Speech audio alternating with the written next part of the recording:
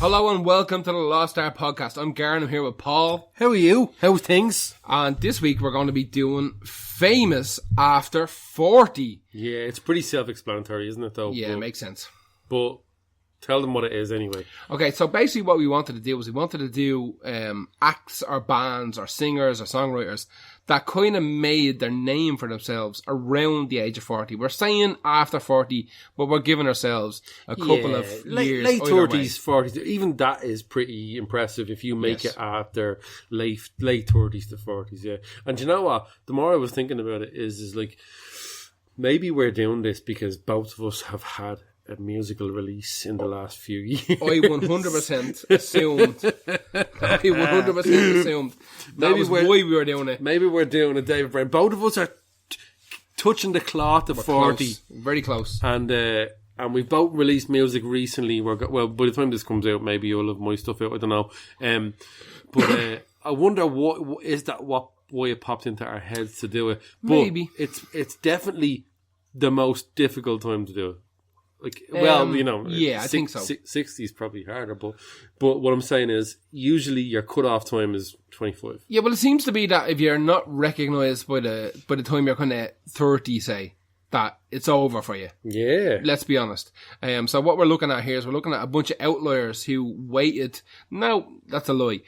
Who were later in life before the world recognised them. Yeah. So, and to be fair, they've probably been trying a lot of different things before this. Absolutely. And then just hit at the right time. There's one person here in particular, especially my first one, that just happened to hit at the right thing at the right time. But yeah, it's an interesting one. It's one that I thought we would struggle to fill a playlist with. But there's a bunch of them. But we were actually all right. We were actually cutting people off, which is a good sign for a possible volume 2. Absolutely. So without further ado, then who is your first entry into Famous After or around 40?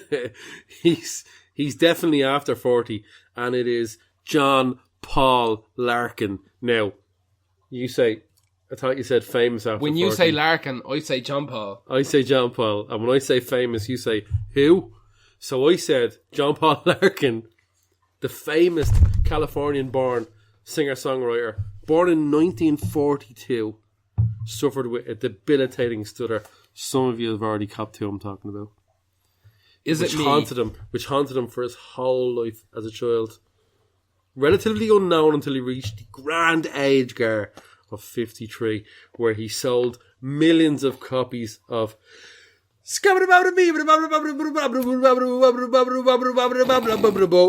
the Scat Man! Yeah, fucking hell, man. John Paul Larkin. Good lad. Good lad. You know what, though? I will say this, though. Although his success only kind of kicked off when he was 53, he did have some flutters with success. A few little He flirts. did, but they all did. These people are trying there. They don't always figure out music last minute. So he actually played piano on Sam Phipps's first album. Now, who's Sam Phipps? Someone in a band we've covered a lot on this podcast. He's a saxophone player from Oingo Boingo. Oh! Danny Elfman fronted 80s band that we talk about a lot, the new wave band. We've covered them a lot. He played piano on that album, and that was in, I put that at maybe late 80s, I think it was. But it wasn't until the early 90s when he moved to Berlin that he took the very brave step, in fairness to him, to start singing on his own music. Which for someone with a stutter is pretty impressive. Well, he picked the right style of music. He did. Well, this is the thing. He listened to a lot of Ella Fitzgerald when he was growing up, and he did try to kind of scat and singing. I want to stay away from the word scat, because now people only remember double that for entendre, one thing. really. Yeah, it is. It's a number 2 entendre, definitely. So his wife suggested, when they moved to Berlin, that he sort of addressed his stutter in his music, and he was like, what do you mean, like, talk about, like, my stutter in the music? He's like, yeah, just talk about that. So he went, alright, grand, okay. So his Danish agent had the idea of combining this kind of scat style singing with modern dance music, and initially he was like, yeah, absolutely not. I'm now, lads, I'm not doing dance music. Like it's not for Euro me. dance music. And that was huge in Europe at the time. Obviously, mid-90s, that was early 90s to mid-90s. That was absolutely massive.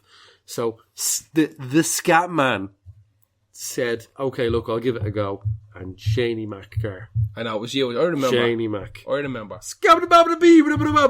Bop, beat up, bop. Also, we have to address the elephant in the room, is that me and you are actually in the same room. We are in the same room. Sicking upon our But fans. we've stopped kissing now. It's over. It took hours to stop kissing. If we had COVID, we both have it right now. Yeah. Let's go. We are looking at each other. Yeah. It's a first in like 9 months. And if you think there's a weird tone to our voice, it's all the gargle. Because you'll have possibly heard what we were recording earlier on Saturday. But now it's Monday morning, you're listening to this. We're smashed up, hammered now. But just pretend that you're smashed up, hammered as well. If you're on the bus to work. God, I hope you're not. God, sickener. God, I hope you're. Imagine going to work.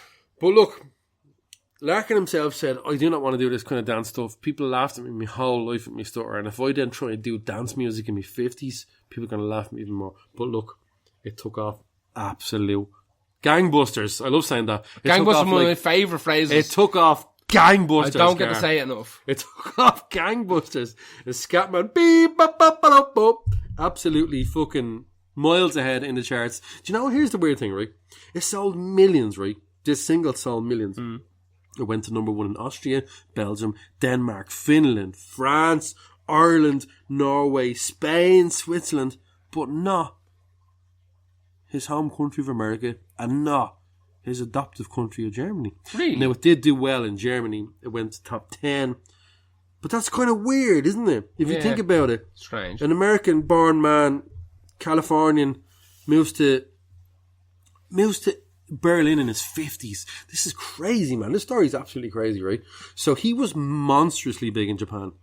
So whatever about like moving to Germany and Berlin and doing his thing there, hooking up with this Danish other scatters. Scatologists. Other scatologists. That's people who collect the discography of scat singers. Yes. Nothing else. Not the dirt. Yeah. He was absolutely massive in Japan. And his second single, Scatman World, was, like a lot of 90s second singles, extremely similar to the original one, but not without its own merit. Yeah. Basically, they kind of sort of revert the melody and turn it into a new thing. It's almost like a alternative version of the first single. But like what it is, but like, look, man, he's in his 50s. If it's not broke, don't fix it. Especially you're stumbling upon. If it's not fixed, don't break it. Your first kind of big single in your musical life. I say big, you remember that. That was so big. That was insane. Like, he just took over Europe. Like, I was a scat man. I was considering myself an honorary scat man myself. Yeah, exactly. A scat gent. So, points are great. So many points are so great. So, here's the thing, right? This is a really sad part. He died in 1999. Really? 5 years after finding fame.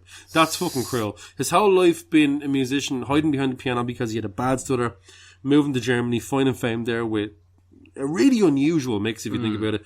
Being taken over by the Japanese as like one of their own, brought over there. So even though his career was slightly waning towards 1999, in Europe, in Japan, it was as solid.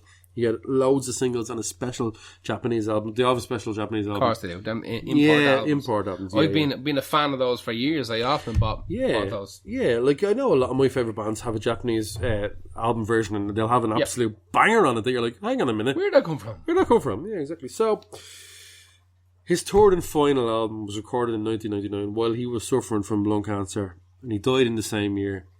It was awful to only have experienced like 5 years of that fame, but his main wish was to not be buried in the ground. He said that. He said, Jesus Christ, do not put me in. The great thing about cancer? Yeah, Paul, the great thing about cancer is, like, let's start that again. The not awful thing about cancer is you get to start planning.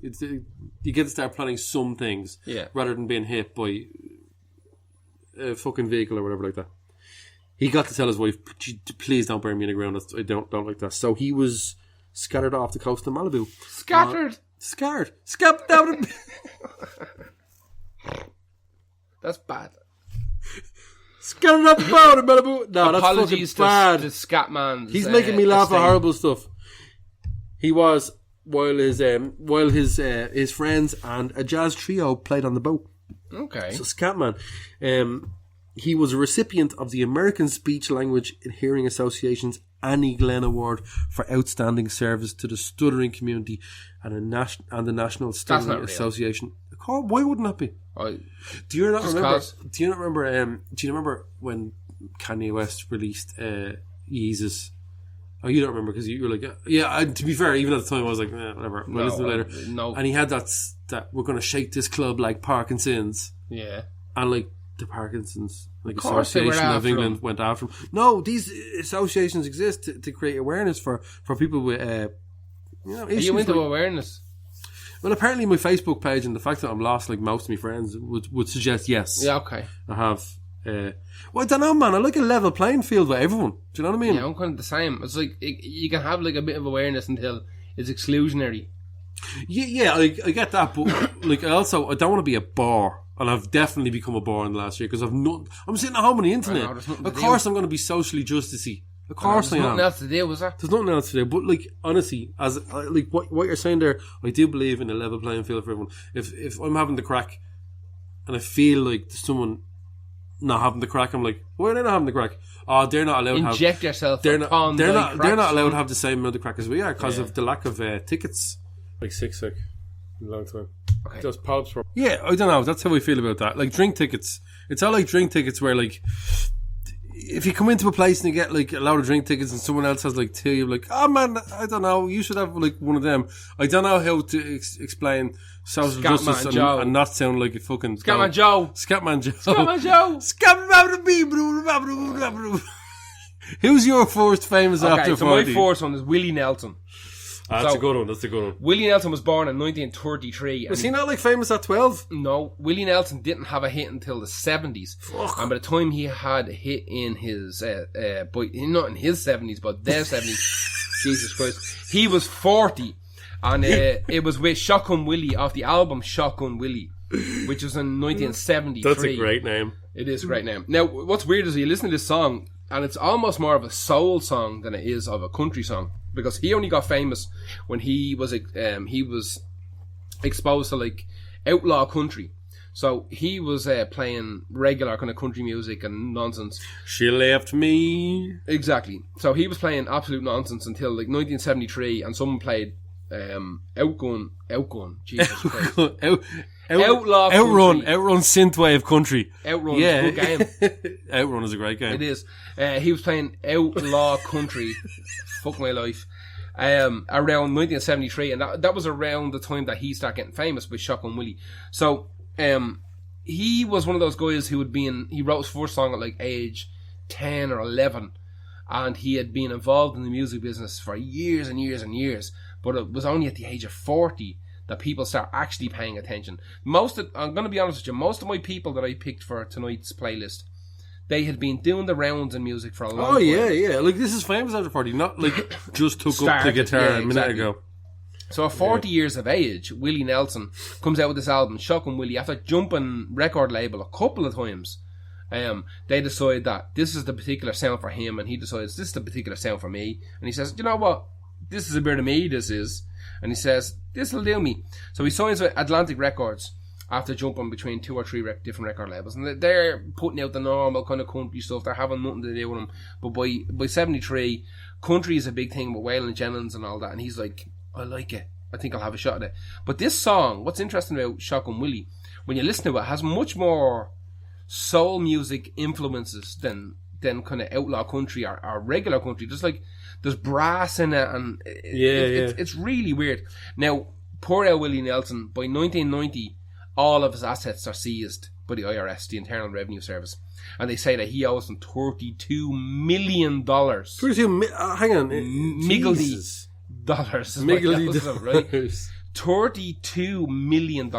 So what he does is he had a terrible accountant, had a terrible solicitor, and he changes them all around. Because he's a big smoker of the old devil's cabbage. Well, apparently he outsmoked Snoop Dogg one evening. Outsnope. Like, he did outsnope outsnoped the dog. He outsnoped Snoops. He outsnopes dog. He outsmoked. No, to be fair, Snoop Dogg said, held his hands up and goes, yeah, Willie outsmoked me, fucked me up. Yeah, ruined them. So, the IRS say you owe us $32 million. because he didn't know anything about taxes or how to pay for stuff. He Yeah, 'cause thought the that's record boring. label, it is mad boring, but he thought the record label and all these people were looking after his best interests. But turns out they weren't. They never even registered him. So he's balls. So he goes off, he hires a new solicitor, he hires a new accountant, and he gets that number down to $6 million. That's good from 30, what, That's 32? an awful lot. So what he does, he starts putting out all these kind of best of compilations and old recordings and all this kind Sorry, of malarkey. he dropped like 25 million debt. Yeah, That's impressive. like overnight. He says, I'll tell you what Selling I'll do. weed. I'll give you 6. I would assume that would be the same, but like the revenue here, where if you owed 10 million euros and you said, I can't afford it, but I can afford to give you 2, they'll take the 2. It's better than a kick in the hole. Better than 0. Yeah. So I would assume that's what I'm going to maybe take. you're right. Yeah. Now, Willie Nelson did start a company. He started a biodiesel company. Willie's biodiesel, is that him? That's exactly, no messing. It's called Willie Nelson Biodiesel. No word of a lie. He started a company because he started getting into mad into weed and saving the fucking planet and whatever bollocksology. And it's not bollocksology, it's real, we need it. But he got mad into it and he started this company called Willie Nelson's Biodiesel, where he was going around collecting like old chip fat. And like Willie's grease. honest to God, Willie's grease, yeah. retirement grease. Yeah. And that's what he started, and he started doing all that. But eventually he was able to pay off the 6 million and kind of come back. But yeah, Willie Nelson was 40 years of age before anybody really gave a shit. Holy about him. shit. Now he'd put out a heap of albums before that. But Yeah. again, nobody really cared. It was when Shotgun Willie came out, and because it was like a cross between Outgun Country, I can't say it. Outrun, synthwave Outrun country. Synthwave, Country. dark wave, sexcore. I just can't say it. Outlaw country. I cannot do it. It was a cross between that and like this weird soul thing that he had kind of come up with. That was the one that people paid attention to. Right, okay. So yeah, that's Willie Nelson is my first one. Who was your second one? Gar, I want you to picture the scene, right? Right. I'm It's picturing it. It's 2009. I was there. Britain's Got Talent season 3. Oh, he was not there. The jaded judges, Okay. tired, sitting down tired. Yeah. Simon Cowell, Piers Morgan, I think Amanda Holden, and possibly someone else. Yes, this has to be 4. Out walks this tiny Scottish woman. I remember this alright. Simon's thinking, here's another mad Scott Mott. Scott Mozart. Drunk on Buckfast, gonna screech to another rendition of Caledonia's Calling. Caledonia. It's a great song, to be times. fair. Milling into fucking Pizza Crunch. Why do we have to entertain the kind of delusional, crazy Scottish women year after year? Listen, he goes, what's your name, darling? She goes, I'm Susan Boyle. I'm Susan Boyle. That's what she says. She says it like that as well. So, Gar, I've told you who it is. It's Susan Boyle. Do you reckon it's her? And where are you from, Susan? He says, right? She mentions, she stutters, she's nervous, right? She's confident, but she's nervous. She's afeared. She wasn't expecting She's that. afeard. She's not from Glasgow, and she's not from Edinburgh. So she comes out with where she's from. It's some mad, like, I can't even pronounce it. Glasgow Borough. And he's like, where's that? Where is that? And he's like, it's a small collection of villages. She gets she's flustered now. It's a multiple hamlet. Yeah, he's got her on the ropes now. Mad Scottish lunatic. He's got her on the ropes, right? Yeah. Going for the kill. And what age are you, Susan? And she goes, I'm 47. Susan Boyle's 47 at this stage, right? And she goes, and that's just one side of me. And she does this sexual gyration of the hips. no. Now that is enough to kill her. Yeah. She's full on the ropes now. She's lost the crowd. She's lost the judges. She's lost Antendek. Right? They're laughing in forgot about Antendek. They're laughing in Geordie over In at the side, Boyka right? Grove. Piers Morgan, the man and the Holden have absolutely mentally checked out this all together. The crowd are fully dressed up in their Primark jumpers and tracksuit bottoms, right? And their awful eyebrows. They're nudging each other, laughing, going, who's this fucking lunatic? Stay, I can't wait to rip into her, right?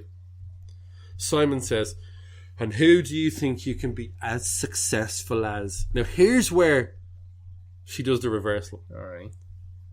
Boyle straight away, not thinking, not even thinking for a second, Elaine Page. Now that's a fucking baller answer.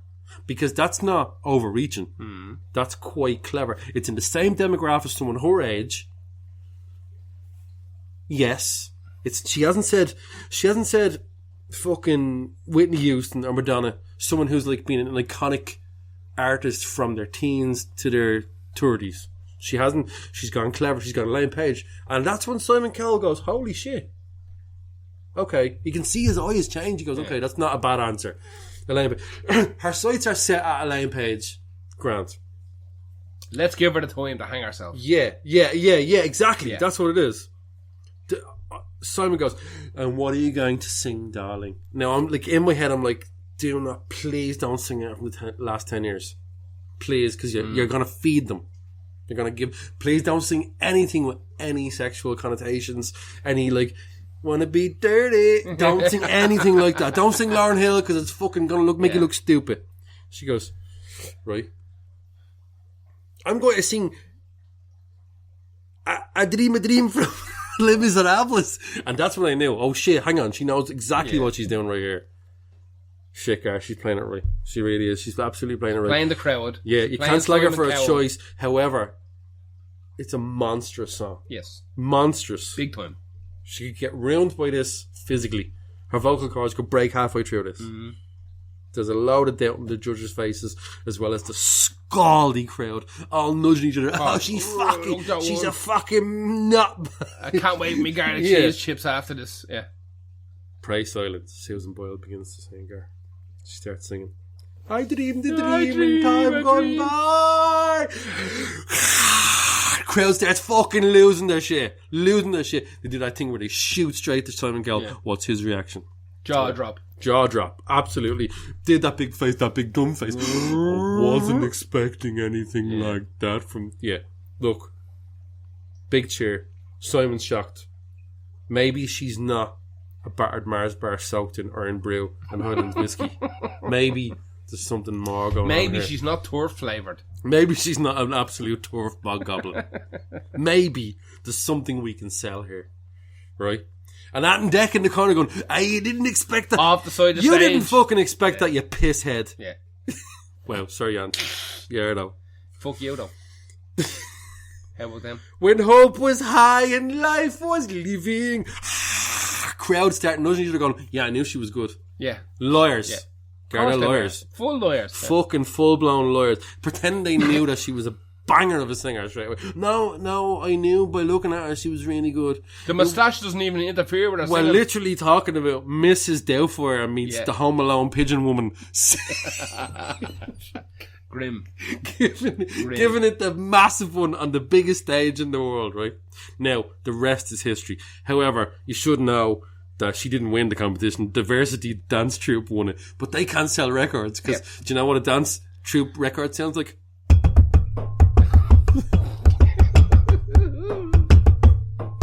Yeah, you can't make a number one out of people's feet tapping. True. However, she did come second. Second she came. I actually second didn't know to that. Diversity, and the Queen had to watch Diversity dance around and not listen to Susan Boyle singing Elaine Page songs. Because I Dreamed the Dream is an Elaine Page song, to be fair. Right. So, after that, let's cut to 2009. Her dream debut, I Dreamed the Dream, which is also her dream debut called The Dream Dream. It's the UK's best-selling debut album of all time. She had 5 million in her bank account in the first year. That's not the rest of it. She sold 19 million albums across her entire paid career. Off the fucking gas bill and the gym. I paid off the gas bill. Yeah. I could buy Edin Brew if I wanted the electric bill. The Lecky. No, the Lecky. The Lecky bill. The Lecky. She paid the Lecky. Gar, look at 19 million albums worldwide, 2 Grammy nominations. She got to finally sing with Elaine Page. I'd love to sell 20 singles. Albums or singles or whatever. I'd love to sell a song. Here's the problem, right? Her idol Elaine Page, right? She got to sing with her live, and she said, Elaine, will you sing I Dream the Dream or one of those fucking bullshit songs? I don't listen to any of that music. Sorry, I don't. And Elaine Page goes, I'll do it. I'll sing with you. Of course, you're fucking hot. And here's the thing. Not like, here's haha, where, whoa. here's where I think. No, it's not haha. Well, she might be for some Hot people. on telly. Hot on telly. You're like, well, look. No, let's be honest. It's whatever you're People into. are talking about you. Whatever you're into. No. But people are talking about Look, you. listen to me. I'll sing a song with Listen you. to me. I sang a song with her. I dreamed the dream Yeah. when time gone by. I love doing the crowd sound. She got to sing with Elaine Page, but here's the problem, right? Elaine Page goes, yeah, that was great. I'll sing on your album. Now, here's the thing. Susan Boyle is selling millions of albums. Elaine Page is not. Susan Boyle is miles ahead of Elaine Page right now. And here's the thing. She name-checked, I would love to be as big as Elaine Page. But she's completely surpassed her. So she hires She's super. Courtney Love. She's Killer. surpassed her. Now, here's the thing, right? Elaine Page goes, yeah, I'll sing in her song. But the song was cut from the album. No. Yeah. Dirt. Now, Elaine Page says, I don't know why it was cut from the album. I think it's because Subo's record label are super protective of her. But then it came out, there was an interview that Elaine Page did around that time, Gar. I need to let you know what she said. What for an did she interview. say? She dirt on her. She dirt on her. Now, she's singing an Elaine Page song. Yeah. Right, Elaine Page is sort of not killing it on the scene as much. She said, and there's a nicer way to say this. I'm better. She said she likened Susan Boyle's success to a virus taking over the world. No. Now, what you're supposed to say is she went viral. Yeah. You don't say she's like a virus. She's a virus. That's like That one's a virus. that's like Always Sunny in Philadelphia. Yeah. You've got the virus. Yeah, exactly. So this song was cut from the album because of that. That's dirt. But look, here's the thing. I like to believe that her record label is very protective of Susan Boyle, treating her well, because she seems to be a delicate kind of artist. Yes. Now, I only say that because she's had a few meltdowns with journalists. But who hasn't? Bjork has had one. We've all had it. We talked about it Me and this you evening, would yes. definitely slap a few people through our course of our post Britain's Got Talent career. Subo, 19 million albums, beacon of hope for anyone over 40 who sold. You know, but now I will say, if you're over 40, you also have to have a 1 in like 50 million voice, like Sue Boyle. She has to be fair to Susan Boyle, even though No, she's not a beacon of hope for over 40s. She's a beacon of hope for over 40s who have a voice that's 1 in like 100 million. yeah, she's a beacon of hope for mutants. That makes her sound like a mutant. We don't know if she's a mutant. No, or not. she is. Like, Yeah, probably. yeah, she is. But she is also a phenomenal voice. She's banana singer. But you know who's better? Diversity. Who's your next one? My next one is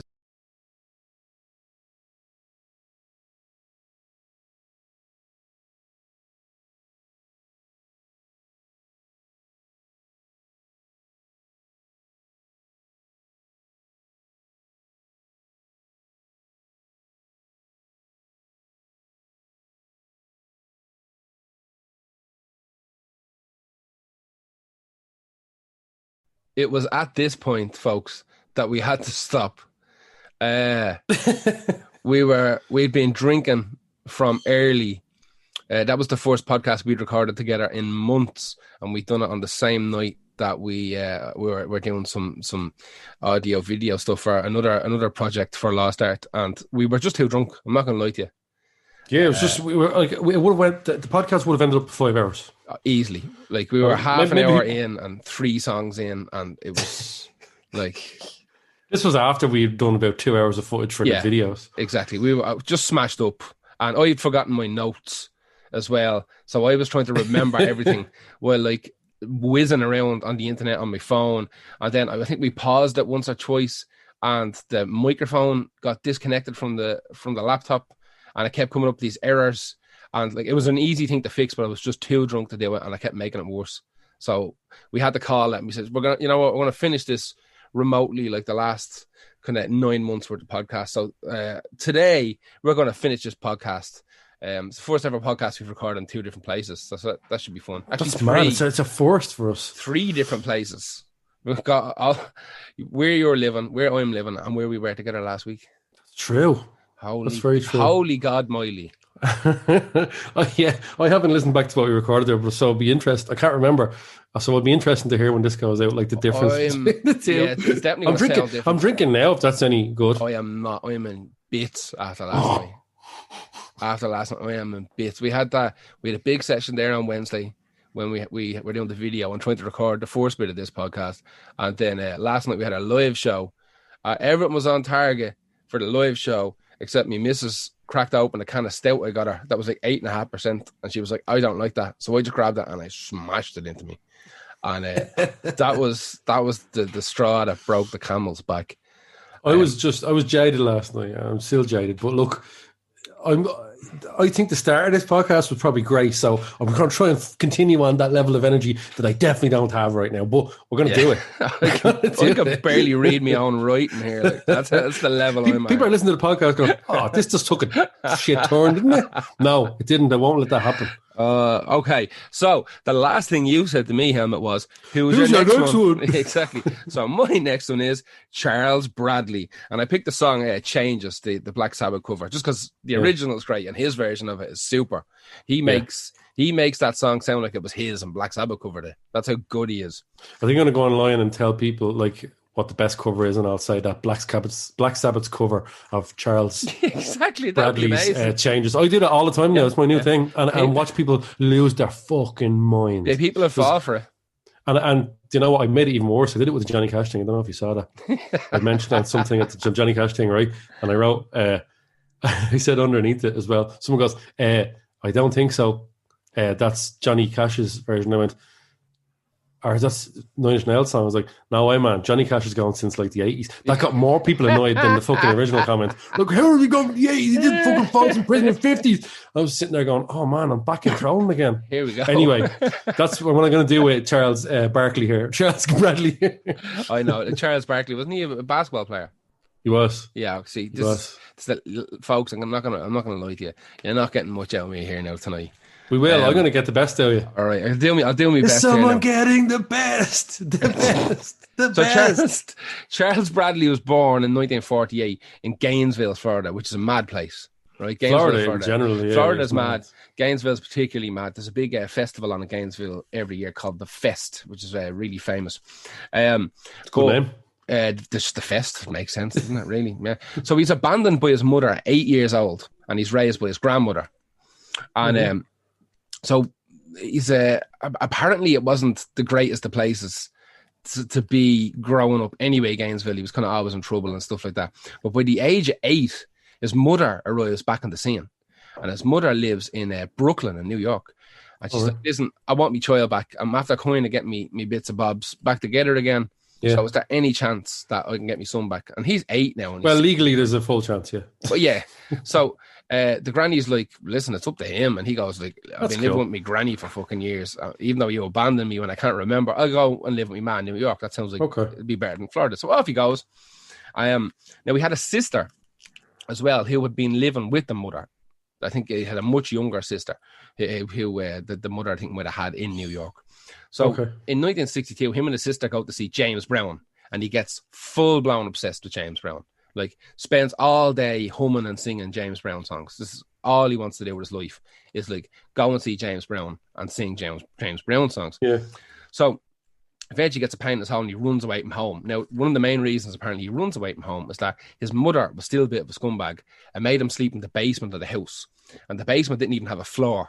It was like a packed dirt floor. And he didn't have a bed. He literally had a few blankets on a sand floor, and that's where he slept. So most nights he ended up sleeping like on the subways and sleeping rough and all this kind of shit. So he was having none of it.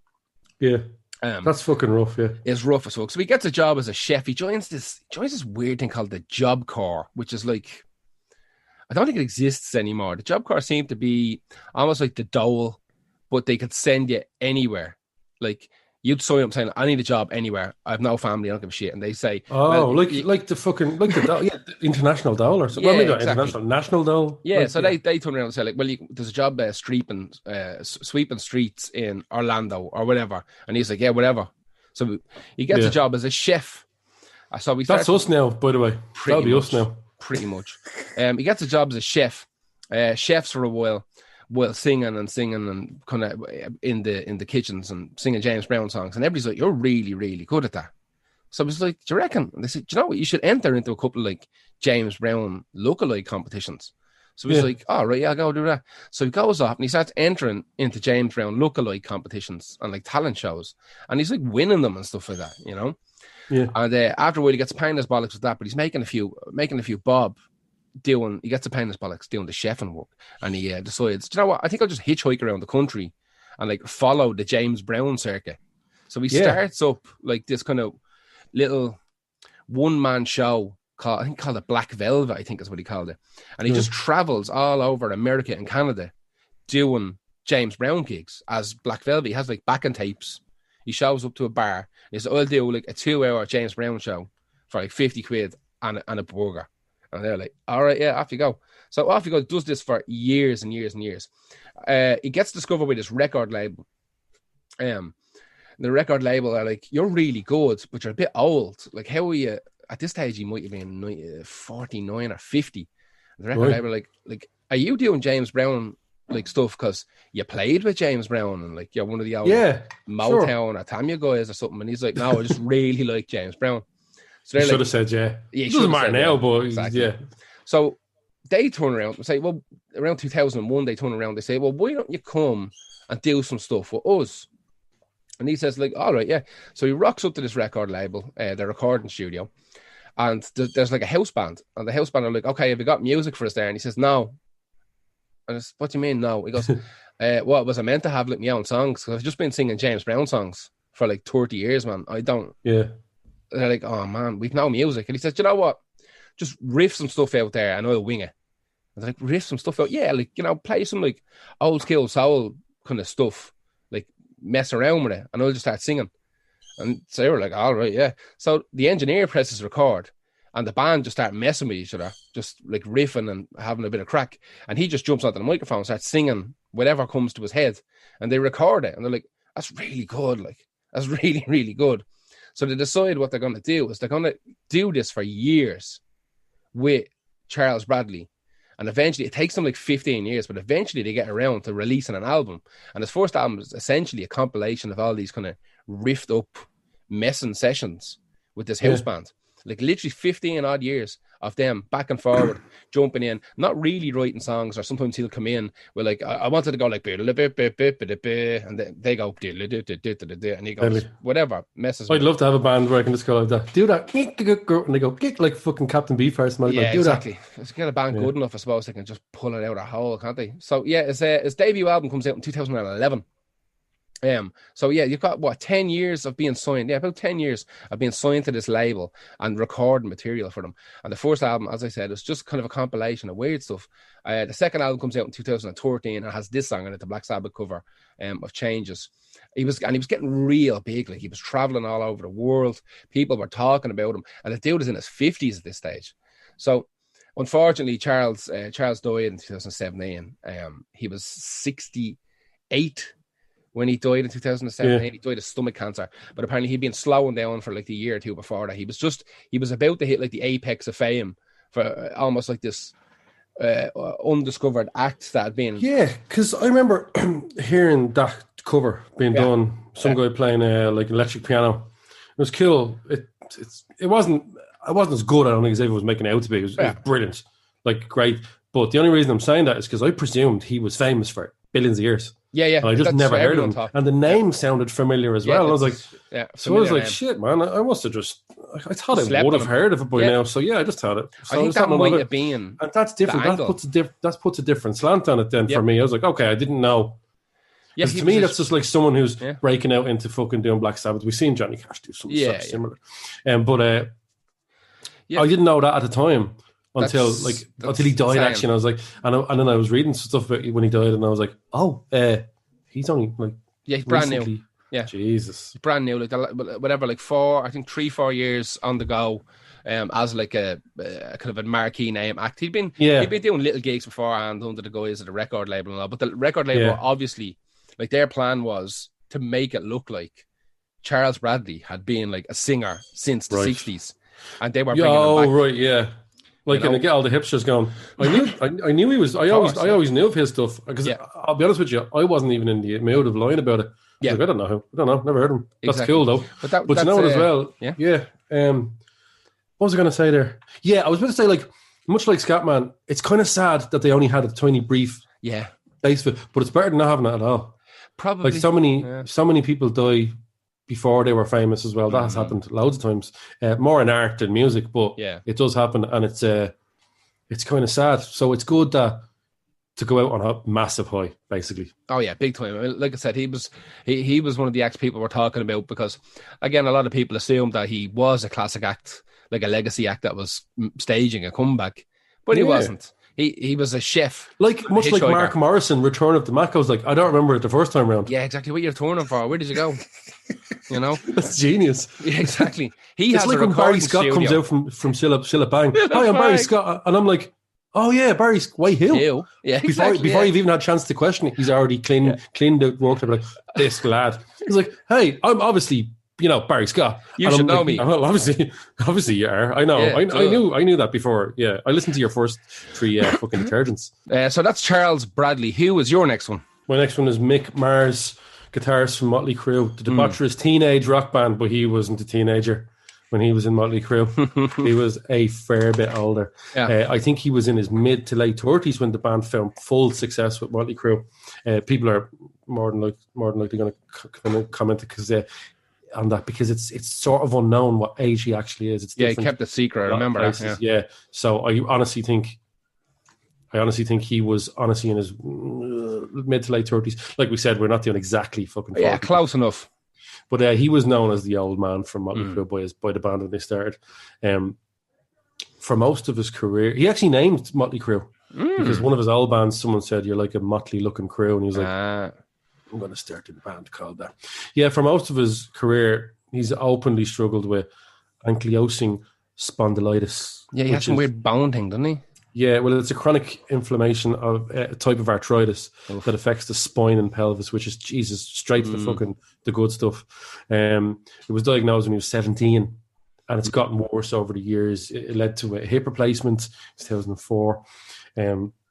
But like over the years, it has caused his lower spine to freeze up, almost completely solid. So that brings scoliosis with it, and he gets smaller as a result of that. That's right. I remember reading that because I read that Dirt book and they talked an awful lot about his being hunched over and stuff like that. Yeah, so he's 3 inches shorter than he was when he was 14 or so. Jesus. Yeah, he's an absolutely fantastic guitar player. Like, they were very, very lucky to get him in. He's I wouldn't say he was like the fucking moral compass or the one that kept him in line. I don't think he gave a fuck. Yeah, I think he just let them loose. And he was a functioning alcoholic, which is, to be fair to him, there's a lot to be said for functioning alcoholics when they're around people who are unfunctioning messes like the rest of the band were. Do you know what I mean? Yeah, give it to the functioning ones. They at least come hold it together and turn up on time. He is finished touring now. Yeah. Because Motley Crue are, but they might not be. Are they though? I hope they are after watching those Vince Neil videos. Oh, God. Whoa, man. Fucking fall from grace there. Shocking. And he's a little fatso. Nothing wrong with that. Like, I'm a fatso now, but I'm not like the god of fucking glam rock. Oh, shocking. Am I being mean calling people out over fucking eating too many pies when they're on stage? I don't think so. I really am. Maybe that's whitest. But that thing? I'm whitest against myself every day in the mirror, so at least people can console themselves with the fact that it's one rule for all, one rule for me as well. Yeah, that was Mick Mars. Look, I don't know what else to say about it. In the book, there's not a huge amount about Mick Mars. He keeps himself to himself a lot. Yeah. He does a solo project as well. I think he's got one with Nikki Sixx now again, and he's always calling on Tommy. Tommy's a fucking unreal drummer, to be fair. We're calling him. I think he's living a lot cleaner than he was. Yeah, he's definitely. He's got a lot of charities and all going now. He's I always get the feeling off Tommy that he's just a dumb fuck, and he has like some real like woke mates, and he just like via osmosis. He's like, we have to save the polar bears that are filling in the holes in the ozone. You have to remember that there's parties, deadly parties with all those charity launches. Exactly, yes, of course. But parties have cocaine, and then you can also get the thing of feeling like you did something good. I mean, that's a really cynical way to look at it, but we're talking about fucking Motley Crue here. Yeah, like I said, I think he's finished touring now. Who knows what? Well, if Motley Crue call him back, he'll probably go back. You know, but for a while he was using a sort of stand that he would sort of lean against because he's back. Fucking hell, like a Zimmer frame or something. Yeah, but he was still absolutely shredding on the guitar, and some of his riffs are absolutely incredible. I know Nicky Sixx wrote a lot of the main structure of the song, but look, I have a lot of time for Mick Mars. He seems like the least pricky one out of the whole band. Yeah, definitely. And, but he was touching 40 when they were, and he was touching 40 with the back of an 80-year-old. Yeah, exactly. So that was Mick Mars of Motley Crue. Who's your next one? My next one is Thelonious Monk. Yeah, I was having a look at him for my one as well. Very interesting. So, born Thelonious Sphere Monk in 1917. The name Thelonious comes from a misspelling on his birth cert. Nobody could read his birth cert or something like that. It wasn't meant to be Thelonious, but apparently he had like a great grandfather whose name was Thelonious, so everybody just started calling him that instead. It's a phenomenal name. Yeah, Thelonious Monk is a fucking great name. So born in North Carolina in 1917, and he's the second most recorded jazz artist of all time. I've been saying this for years. Like, I like loads of jazz, but I know nothing about jazz. I have listened to Thelonious Monk on many occasions. The problem with jazz for me, it suffers from the same problem that classical music has, is that you don't really know where to start. It's not like there's like the entry guide to Thelonious Monk. You have to talk to someone who's mad into Thelonious Monk, and they talk to you and ask you what you like, and then you turn around and go, oh, okay, that album there then. So you get recommended stuff in jazz more so than discover it yourself. It's interesting. So he started off in his late 20s playing with an evangelical group, playing the organ, kind of touring around the country. He was taught how to play, I think it was his auntie or something like that, taught him how to play piano. By the 1940s, he was in the house band. He was the pianist in a house band in a place called Minton's Playhouse in Manhattan, which is like a really famous nightclub. We're talking like debauchery fucking nightclub. And he was in the house band. So he got really famous, like in kind of jazz circles, for being in the house band in Minton's Playhouse. Like that essentially would have meant that he could have played anywhere in America, but just kind of pulling that out. Yeah, I'm in the house band in Minton's Playhouse. Made his first recordings. That's like the fucking just well known. Like exactly. You'd be, like pick whatever the biggest nightclub in the world and tell people that you had Club M in Temple Bar. Exactly, buskers. I'm a resident DJ in buskers, and that means I can play here in Ibiza tonight. So made his first recordings with a group called the Coleman Hawkins Quartet in 1944, but it wasn't his recordings. He just kind of sat in, because the recordings would have been extremely complicated and expensive in the 40s. But he kind of caught on in the jazz circles, as I said, because he was kind of a name. They were like, this guy is pretty good, like, you know, but he never really broke out. It was really difficult to break out in jazz at the time because it was all kind of sewn up.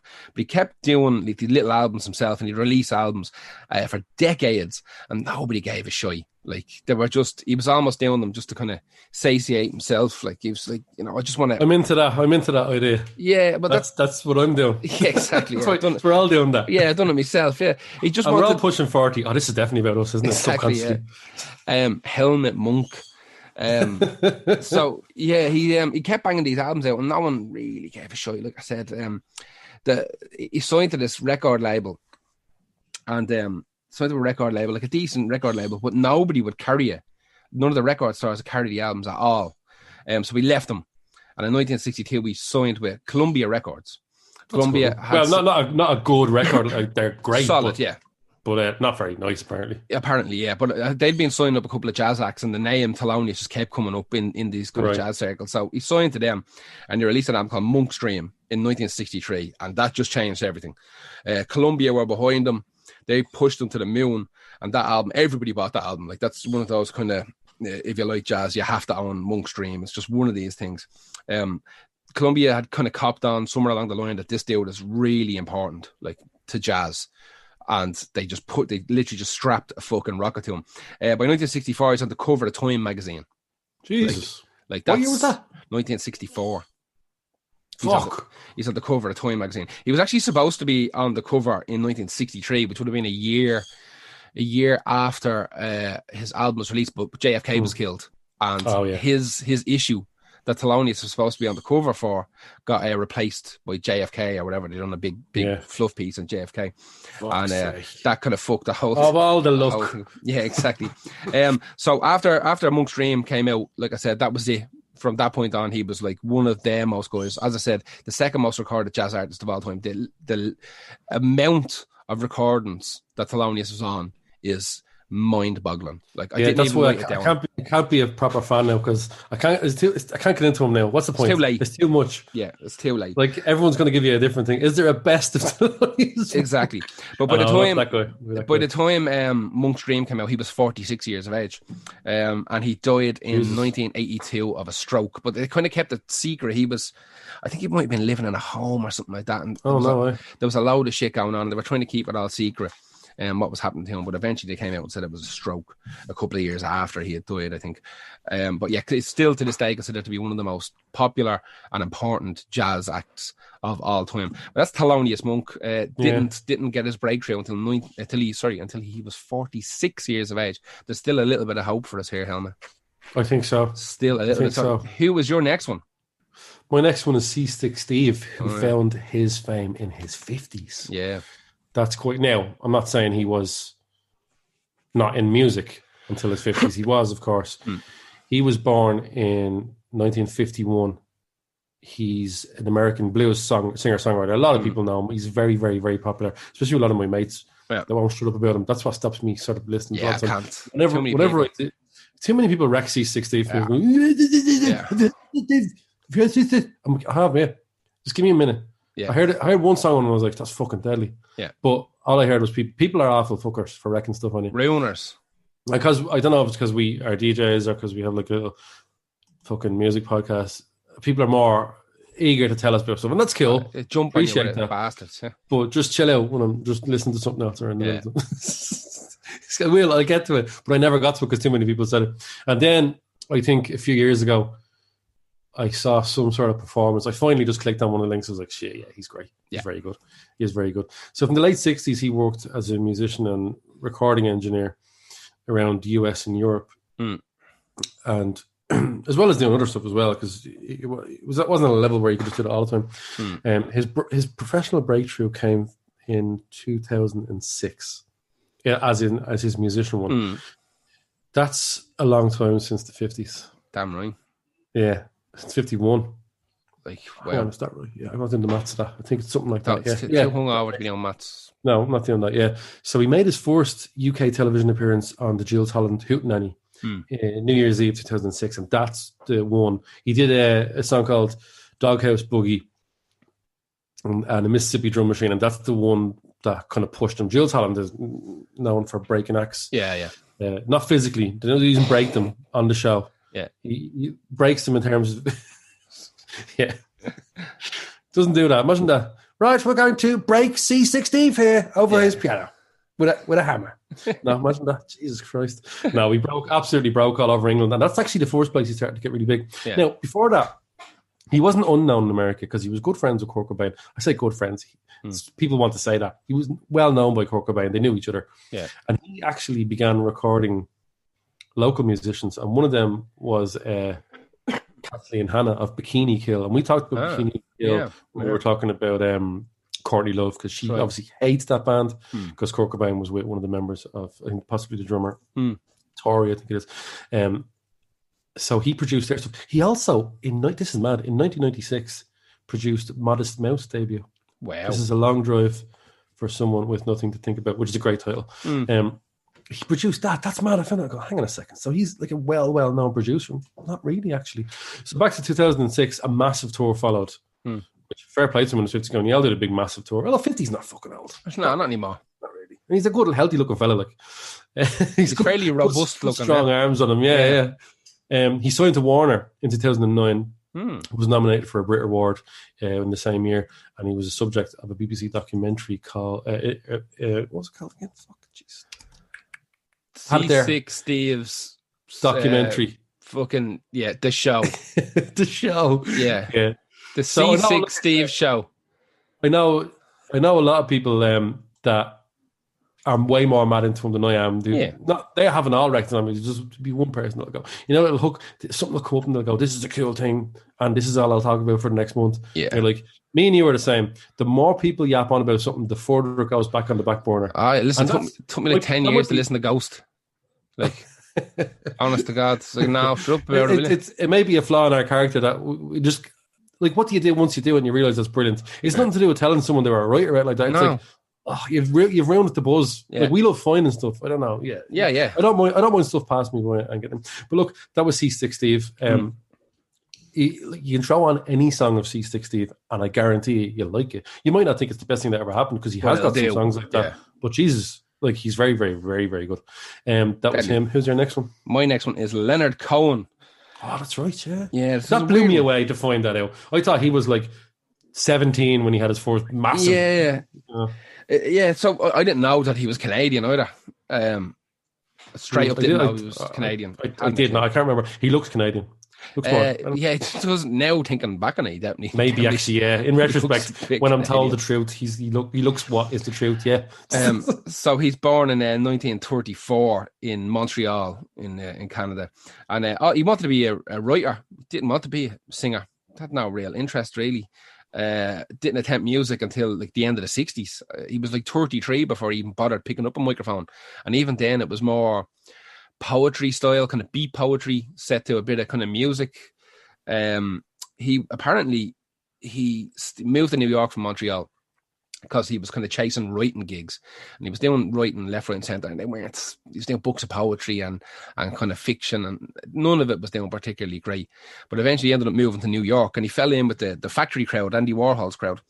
And he was kind of like an outlier in there. He'd hang around and he got to see, like, Velvet Underground and Nico and all this kind of stuff. And he's like, maybe I can do this. Like, these guys are doing something close enough to my poetry and my writing, but there's a bit of music to it. So maybe I'll start doing that. So, but like I said, at the end of the 60s, he started recording music. It doesn't really do it. And apparently, like, he played some music for Andy Warhol. And Andy Warhol went, like, just keep at it and see what happens. Like, and apparently, like, it then told people afterwards, like, I don't know what the fuck that was. Like, that's not music. Now, Andy Warhol wouldn't have been the greatest voice in the world for music in any way, but getting the rub off him or being associated with him in any way definitely gives people a little bit of a buzz up. So in the 70s, he ends up working with like Phil Spector, and he records a bunch of stuff, tours all over the world, but he seems to be more like an arty attraction. He's like not doing particularly super by any means. Like, he's touring the world, but like this, some people are coming to see him, but he's not a household name. He's not Leonard Cohen as we know him now, really and truly. It's not until 1984 with the album Various Positions and the song Hallelujah. And with that song, all of a sudden, the world is paying attention. And like, there's cover versions of Hallelujah start spitting out left, right, and center. Like, his Hallelujah does really well, but cover versions of Hallelujah start doing super well as well, which leads people back. I mean, obviously, you've got the Jeff Buckley one, which is really famous, but there's a bunch of them. There's like John Cale version, and there's a lot, crazy amounts of them. He ends up doing songs on a couple of soundtracks. He does songs on Pump Up the Volume. He does stuff on Natural Born Killers. So they helped him kind of promote himself to a whole new audience in the 90s. In 1994, he retreats to the Zen Center. This is fucked up. He's like, you know what? I'm after living a mad life. I'm going to go and be a monk. 1994, disappears into it. 2001, he comes back and just starts blitzing albums out. Pew, pew, pew. He was writing them the whole time, the cheeky devil. In his head. Yeah. But yeah, he disappeared for like, Jesus, how many years is that? 7 years in this Zen Center, doing nothing, just to kind of reset his fucking chakra or whatever. And then 2001 pops back out, does one album to see how it does all right, starts flying again. But he was 50 years of age when Hallelujah came out. And that was when that album was. I mean, Hallelujah was the big song, but Various Positions, the album, done really well. Like, people start paying attention to him. So 50 years of fucking age. Died in 2016, as we said. 2006, that was a big one when he died. There was a lot of people I know that like a lot of people ran to the internet with lots of people with their crocodile tears, but that was one I felt A lot of Yeah. people I know, my mates were fucking hit like a hammer with that one. Yeah, like again, wouldn't be the biggest Cohen No, I fan mean, in the I world. didn't but- jump on it pretend I fucking listened to them all the time. I didn't. yeah, but it's one of those acts that like when one of the big ones goes, like Bowie. Oh yeah, went or I've something, always you were like, respected his stuff, and I didn't give it a listen. Do you know I did give his Mad 80s stuff a listen a while ago? he has a lot of electronic stuff as well. Yeah, a lot and of I thought it was synthesizer all right. stuff. Yeah, Yeah, but they yeah, all a lot of seem respect to- for him. But Yeah, they all me and seem you to don't mess do the with that. crocodile tears. And No, absolutely not. Anyway, that was Oh, yeah. Leonard Cohen. Who was your next one? my last one, I think. Is Your it my last one? Yes, it is. Yeah, Tis It's, indeed. one of, if not the most famous film composer of all time, Mm. Ennio Morricone, Yeah, Italian-born composer genius, multi-instrumentalist. He wasn't really widely known until 1964. Now it's hard to kind of quantify fame when we're talking about famous after 40. Yeah. Because in Italy, he had solid work. Mm. I don't really know how famous he was. If you went to ask maybe Italian people in their 80s now, like, yeah, he was massive. Of course, we're always behind him. You know what I mean? You would do that. Irish people do the same thing. But he wasn't really widely known until about 1964 when he scored Fistful of Dollars and the Spaghetti Trilogy and the Spaghetti Westerns, as they're called. It's a bit of a ropey fucking name by today's standards. Yeah. But that's what they're called. They're probably always going to be called that. I definitely will. It's a whole kind of subsect of cinema, like. Yeah, that's when they started to bleed over into America because they were so fucking good. So good. And he was pushing 40, late 30s, 40 when Fistful of Dollars came out. Jesus. So this was, he followed that obviously with a few dollars more and The Good, the Bad and the Ugly. Yeah.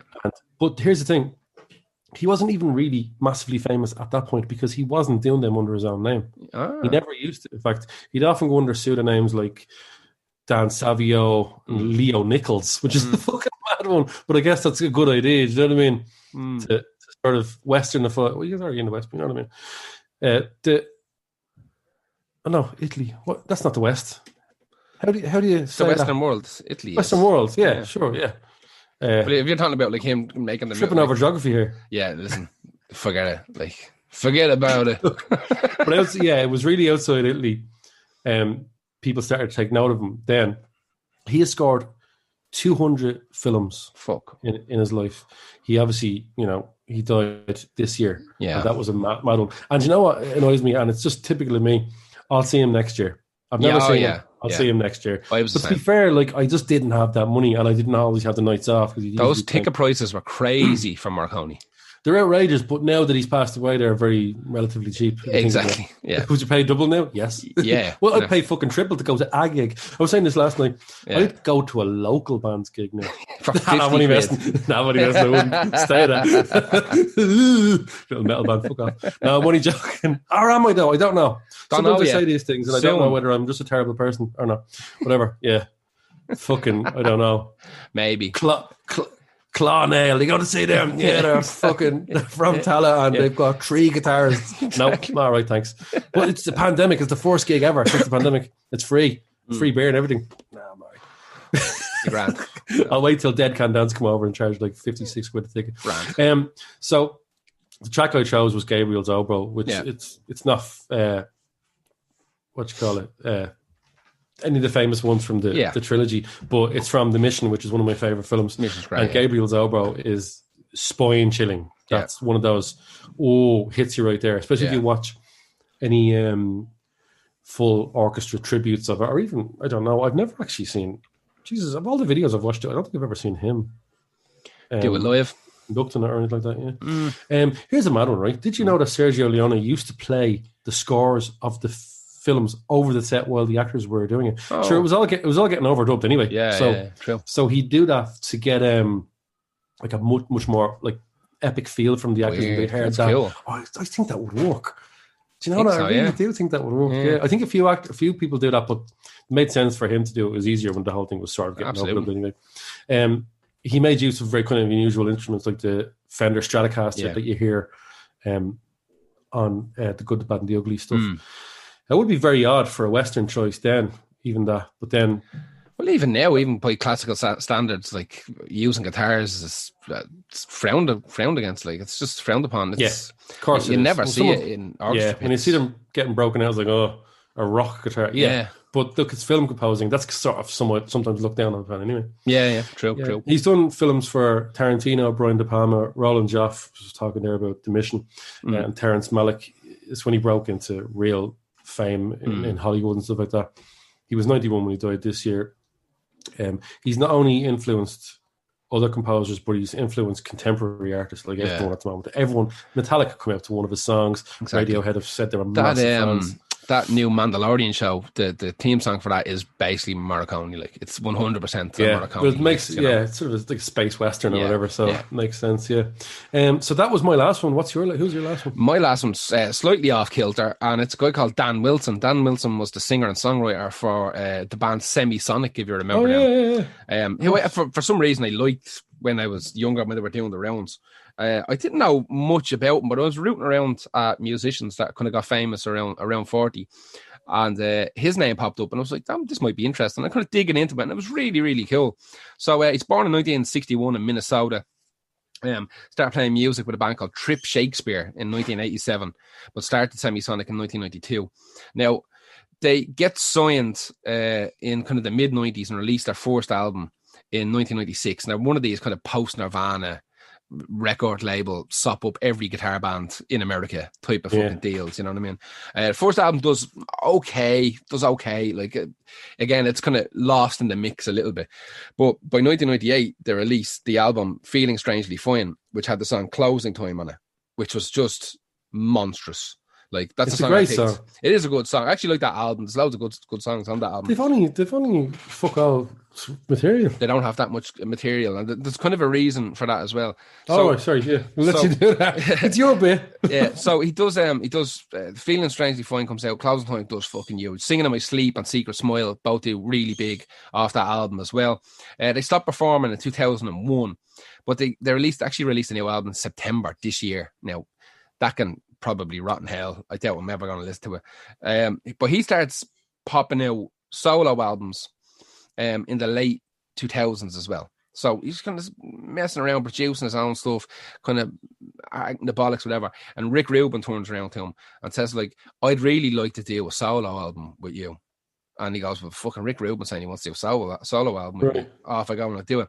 And that kind of, what we found out from that is that he had been writing songs for artists for years, kind of not secretly, but like he wasn't making a big song and dance about it. Like he'd writing songs for like Pink, the Dixie Chicks, Adele. He wrote a load of songs for Adele. One of the songs he wrote for the Dixie Chicks is fucking unreal. I picked it before. I think it's Easy Silence he wrote after for the comeback album when they got into all that trouble with. So good. Like he's really good. He wrote stuff for Celine Dion. He wrote stuff for Stevie Nicks. Jesus, I didn't know that. He's wrote songs for Weezer, for Panic at the Disco, for Harry Connick Jr., for Taylor Swift. He wrote a song for Nas, the rapper. What? Yeah, like absolutely outrageous. So he done this weird thing a couple of years ago where he released this album called Recovered, and it's him playing the songs he wrote for all these famous artists, which is kind of a cool idea. And he can sell them again and get more money. Sell them again. Like I never heard of that being done. So him as like kind of a private songwriter for all these acts, and he's like, do you know what if I just play my songs myself the way I would like them to be played, and release as a full album? It was kind of a cool idea. Oh, sorry, he played the songs that he wrote. I thought you said he just compiled them. Sorry, right? No, he literally re-recorded the songs he wrote for all these famous acts. How did his one for Nas sound? I haven't a fucking clue. I'll tell you tomorrow because I'm going to go looking for it. I don't even know if it's on that album. I don't know how they'd figure it out. He's done soundtracks for a shit ton of movies, like a shit ton. But he was 37 when Closing Time came out. Nah, bollocks. Yeah, 37. What? Yeah, he looks like Louis Theroux a bit as well. He has he does not look 37 when Closing Time came out. 37 when Closing Time came out. He's fucking Semisonic Oil of Violay job. Yeah, exactly, yeah. So, like I said, he'd been doing the round since like 1987 with this band Trip Shakespeare, which kind of half of it, like that band kind of disintegrated, and he took the drummer, I think, from that. Good, band. because that name is terrible. Trip Shakespeare. It's not great at all. But it's 1998 when they properly hit. Like the first album, like I said, done all right. People kind of cared, but not massively. No great shakes like at all. But yeah, that's Dan Wilson from Semisonic. He was 37. I did not know. Really, that's mad. Yeah, I can't believe we made it through that podcast finally. Took a week. literally took a fucking week, lads. Like, It did. I can't wait to listen to the start of it compared to that. so much pain. So much pain. Anyway, we'll leave you with that. We have some cool stuff coming out this week, I believe. Is it going to be this week? Will be this week. We don't know. It might be already out by the time you hear this. If not, they're going to hear this tomorrow. Oh, that's true. Yes, so it won't be. Yeah, so yeah, in the next couple of days, from hearing this, you will see a video that some Patreon people got a little taste of. Can't wait. I really and truly can't wait. People are going to think that there's something wrong with us after this comes out and we drink too much, which may not be totally unfounded. I feel where they're getting it from today now, I'll tell you.